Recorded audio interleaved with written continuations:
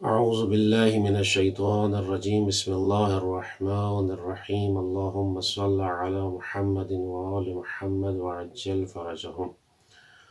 ناظرین، ہماری گفتگو میراث کے بارے میں تھی۔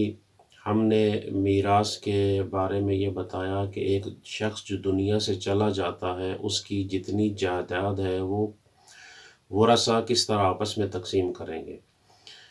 یہاں اب سب سے پہلے یہ عرض کر دوں کہ میراث جو ہے اس کی تقسیم کرنے کا طریقہ یہ ہے کہ اس کے 3 گروہ ہیں کہ سب سے پہلے میراث جو ہے وہ کس کو دی جائے۔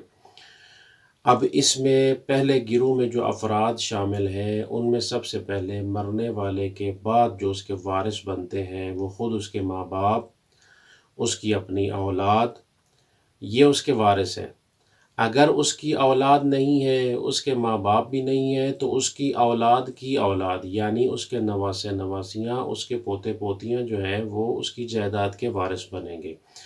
اور جس قدر یہ سلسلہ نیچے چلتا چلا جائے یعنی اس کے نواسے نواسیوں کی اولاد، پھر ان کی اولاد، یہ جتنا سلسلہ نیچے جائے گا یہ پہلے درجے کے گروہ، پہلے گروہ کے جو لوگ ہیں وہ اس کے کیا ہے وارث بنیں گے۔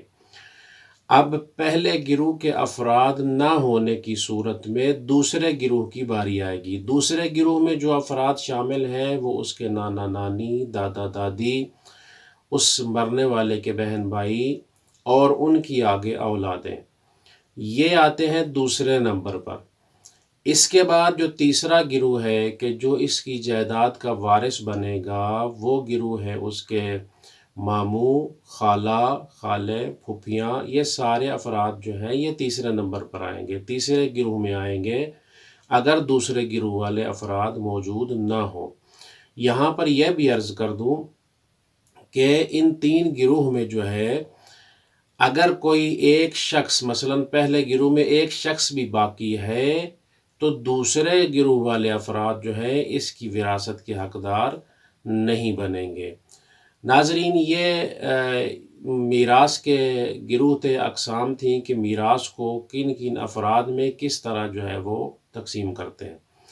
انشاءاللہ ہم آنے والی ویڈیو میں جو ہے اب ان کی مقدار بتائیں گے کہ اگر ماں باپ موجود ہیں، اولاد موجود ہے تو کس حساب سے، کس حصے سے جائیداد جو ہے وراثت جو ہے وہ تقسیم ہوگی۔